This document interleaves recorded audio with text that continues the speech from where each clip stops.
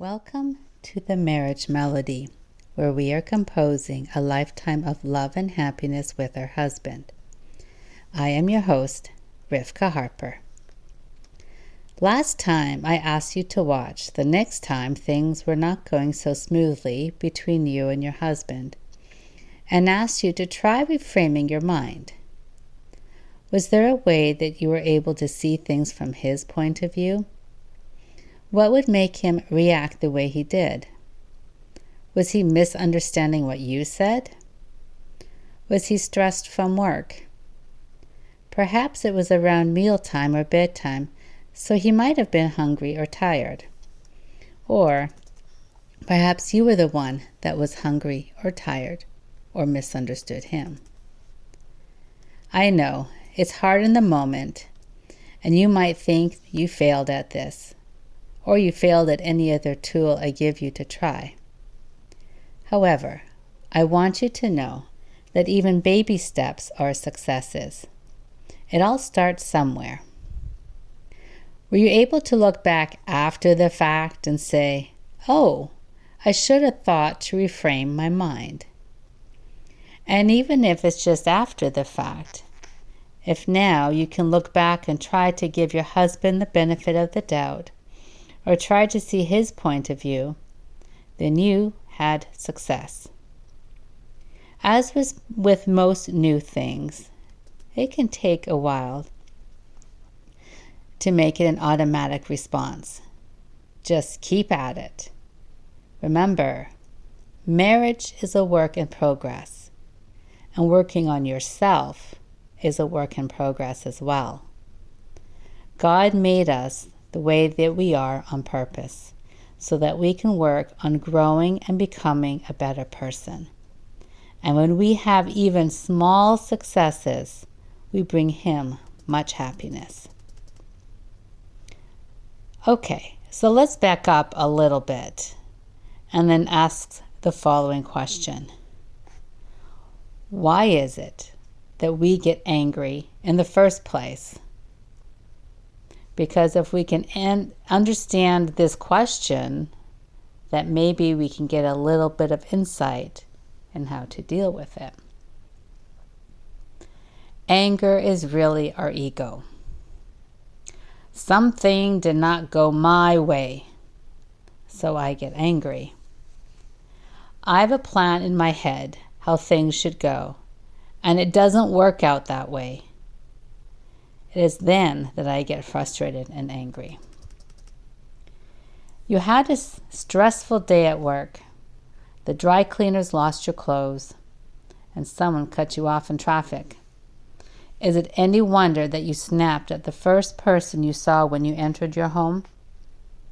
Don't you have a right to feel angry after all that's happened to you over the course of the day? Well, ask yourself this question. How do you feel when someone else has a bad day and starts snapping at you? Do you feel closer to that person or further away? Do you want to help them out, or do you just comply under duress? Or perhaps you act like a mirror and you start snapping back at him. Anger affects all aspects of our lives. When we get angry, we push everyone else away. It is a destructive force we need to stay very far away from. So try to step back and see the whole picture. We all have bad days. The cashier's child might be very sick, and that crazy driver, he may not have come from a good home. No, it is not an excuse for the behavior. However, just like we want people to understand us when we're having an off day, if we can give other people just a little bit of slack and maybe give that cashier a much needed smile, you never know what kind of ripple effect it may have. And the bonus is that you'll probably also find that you will walk out of that store in a happier mood and won't yell at the next person you see. There was a short time where my family and I would all sit down together for breakfast on Sunday mornings. Yeah, the good old days. For a short period, every time we sat down for breakfast on Sunday mornings, both my husband and I were in a grumpy mood. And for some reason, we would just wake up on the wrong side of the bed. Nothing really was wrong, but we felt wrong. And I decided that I was going to put on a fake smile and just sit and stare at my husband. No, I was not in the mood to smile. I really wasn't. But I knew that at some point he would look up at me and see me smiling, my fake smile, that he did not know was fake, and that would make him happy, and he would smile back at me. And at that point, my fake smile turned into a real smile. We are all mirrors. I knew that my husband would look up and become my mirror and smile. And then I would mirror that smile back to him. This got us both out of our grumpy mood each and every time, without fail. Now, if you find you get angry easily and frequently, you might need to access other resources for help. You can look at the many self-help books that are out there to read, or you might find that you need to go see a therapist to help you manage your anger better. But believe me, it is definitely worth all the effort that you put into it. Now, here are just a few anger tool tips. Obviously, there are so many more tips out there, but here are just a few to start with. Choose a few that seem to resonate with you and just try them out. Now, understand that not necessarily every trick is going to help in every situation, or that every trick helps with every person. So you might have to do trial and error. The first one is ask a question. If you feel that you have this angering and it's just bubbling inside of you and you're about to say something that's not nice, ask a question such as, is it possible to see things my way? And remember to say it in your nicest, sweetest voice you can. Or you'll put him on the defensive, and at that point, he'll just stop listening to you. That's not what we want. The other one, which is something that we mentioned earlier, and that is to check your moods. Check to see if either of you are hungry or tired or in the middle of something stressful. Don't forget that adults get moody for similar reasons that children do. And if you find that these are one of your reasons, then try fixing the cause. Get something to eat, take a nap if you can, go to bed early, and then come back to the situation. Another big one, stay in the present moment. This is really big. A lot of times we will be in an argument and we'll want to bring something up that happened in the past. And sometimes it's not just one thing. We'll just keep bringing things up that happened in the past. Resist the urge to bring any past things up. Keep to the issue at hand.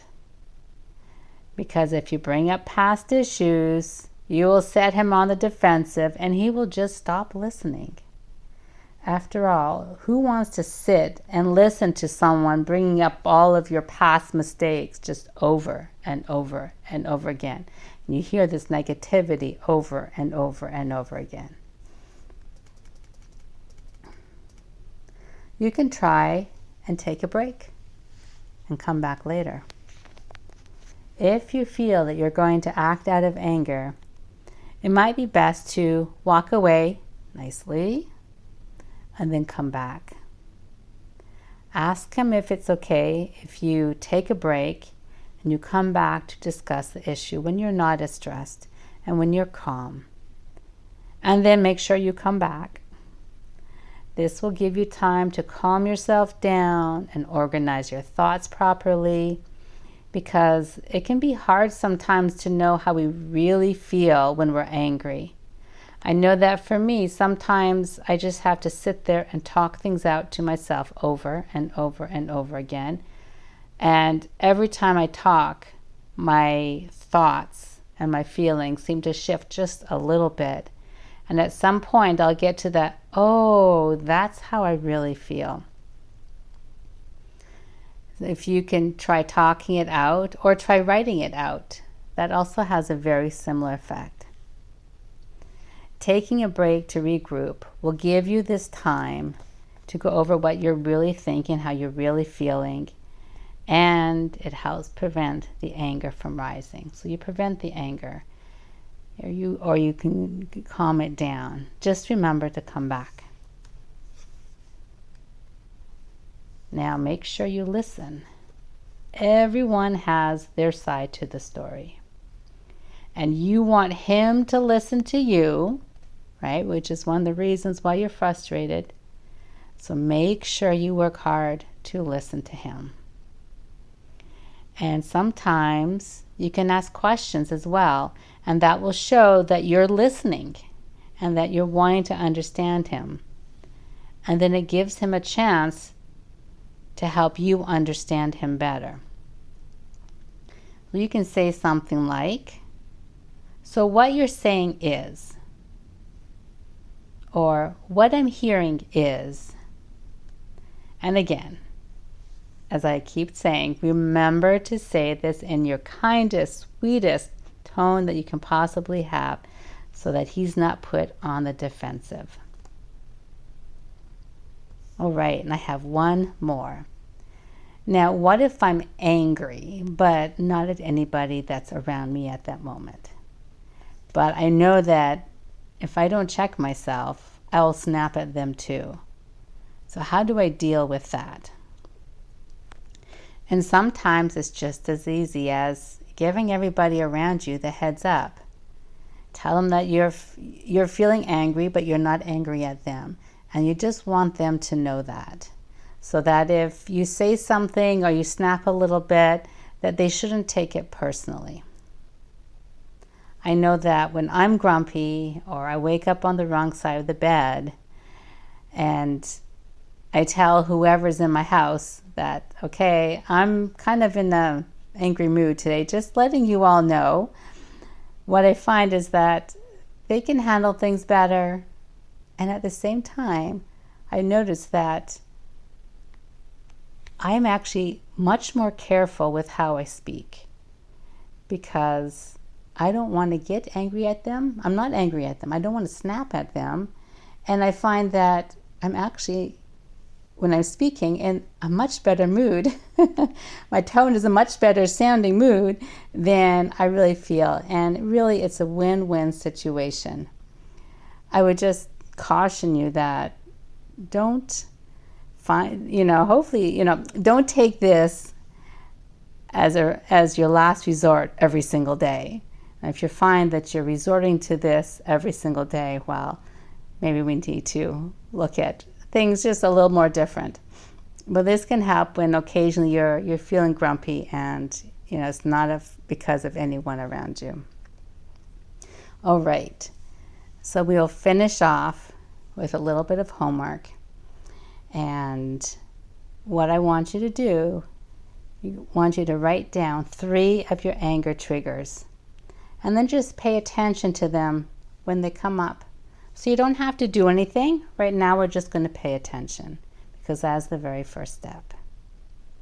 So wishing you lots of luck, and we'll see you next time.